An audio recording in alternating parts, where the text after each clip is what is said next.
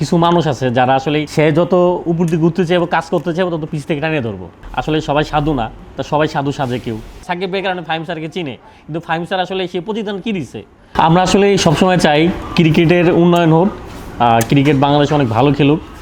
আমাদের এই 2টা বছরে যে পরিমাণ ডাউন হয়েছে, অনেক জায়গায় পরিচয় দিতেও আমরা লজ্জা পাই।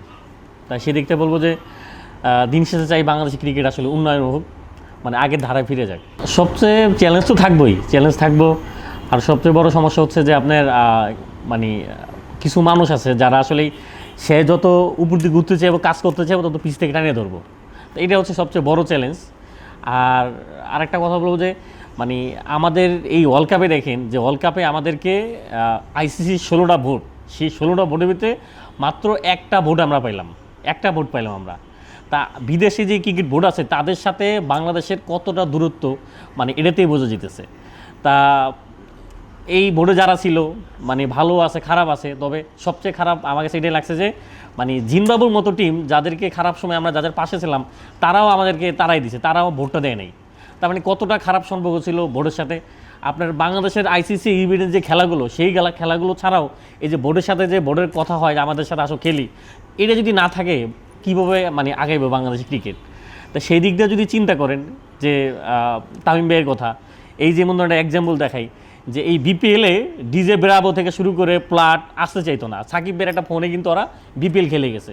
তা এই তামিম ভাইয়ের একটা ফোনও আপনি ডেভিড মিলার কিন্তু খেলে গেছে, বলে গেছে যে আসতো না, তামিম ইকবালের ফোনে কিন্তু চাইছে খেলে গেছে, আফ্রিদি থেকে শুরু করে।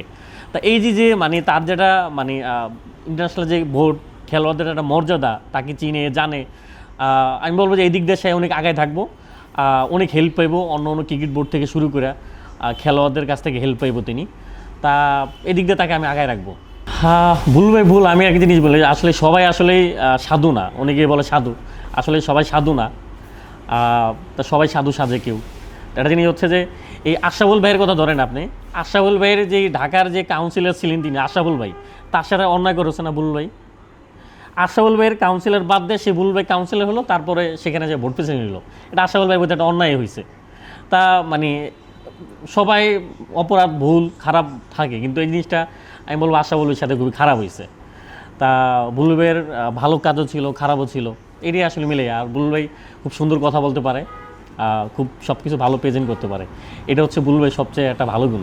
চ্যালেঞ্জ হবো তার জন্য, অনেক বেশি চ্যালেঞ্জ হবো, কারণ এই যে এখন যে অনেক বেশি কিছুটা দূরত্ব, তো এখানে কিছু লোক আছে যারা আসলে বলবো যে ফেসবুক দেখলে আসলে ওটা মনে করি যারা বোর্ডে কাজ করবো তারা আসলে ফেসবুক না দেখা তাদের যেটা সঠিক ওই যেন সিদ্ধান্ত নেয়। কারণ দেখেন এই 2টা বছর, এই 2 বছর থেকে 1 বছর তামিম ভাইয়ের প্রতি যেই পরিমাণ টল, যেই পরিমাণ তাকে নিয়ে কথা যা বলা হয়েছে, মানে বলবো যে মানে খুবই অন্যায় করা হয়েছে।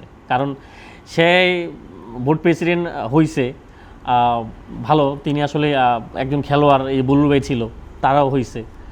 তা অবশ্যই তার জন্য চ্যালেঞ্জ হবে এটা, অবশ্যই অবশ্যই ভাই। কারণ আপনি মানে অনেকেই বলবো আগে কেন বলেন নাই ভাই, আমি আমাদের ফাহিম স্যারের কথা ধরেন না কেন, ফাহিম স্যারকে সবাই চিনে জানে, কিন্তু এই ফাহিম স্যারকে সাকিব ভাই কী পরিমাণ হাইট করছে, কী পরিমাণ হাইট দিছে ফাহিম স্যারকে সাকিব ভাই। সেই ফাহিম স্যার আসলো ভোরে, সাকিবের জন্য কি করছে সে, কষ্ট লাগে, তিনি অনেক একজন ভদ্রলোক, কিন্তু সে কী করছে সাকিবের জন্য। অনেক সময় সাকিবের কথা হারাই গেছে তিনি। তা মানে এই যে সাকিবের কারণে তো বলবো যে ফাহিম স্যার আজকে বোর্ড এত বড় দায়িত্ব আসলো, তার কারণে সাকিবের কারণে ফাহিম স্যারকে চিনে, কিন্তু ফাহিম স্যার আসলে সে প্রতিদান কী দিচ্ছে, মানে সাকিব ভাইকে আনতে পারছে, তার সম্বন্ধে কিছু বলছে? সবসময় এড়াই গেছে, যখন দেখছে যে এড়াইলে মানুষ খারাপ বলে তখন তার সম্বন্ধে 2 একটা ভালো কথা বলছে। তা আমরা তো চাই আসলে সাকিব ভাই দেশে ফেরত আসুক, এবং তামিম ভাইয়ের কাছে এটাও রিকোয়েস্ট থাকবো যে সরকারের সাথে বৈশা যেভাবে হোক মানে সাকিব ভাইকে যেন আসলে আনা হয়, এমনকি তাকে খেলানো হয়। এবং আরেকটা জিনিস বলবো যে মানে মাশরাফি ভাইয়ের মতো মানুষ, মানে লিজেন্ড যাদের মানে এত অভিজ্ঞ, তাদেরকে যেন আসলে ক্রিকেট বোর্ডে কাজে লাগানো হয়। কারণ অতীতে অনেকে আইসে গেছে, আমার মনে হয় যে মাশরাফি ভাই যদি আসে, তাকে যদি সব কিছু বিধাবত ভুলিয়া দেশের সাথে ক্রিকেট সাথে যদি তাকে আনা হয়, আমার মনে হয় ক্রিকেট বোর্ডে অনেক কিছু চেঞ্জ হয়ে যাবো, তামিম ভাইয়ের জন্য অনেক সহজ হয়ে যাবো তখন এই ভোট চালানো।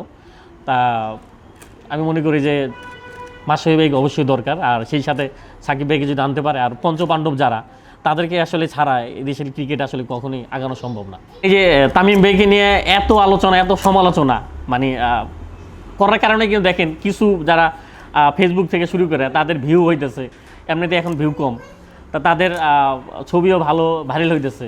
তার মানে তামিম ভাই কিন্তু আমি কোনো রিয়াক্ট এই পর্যন্ত দেখাই নাই।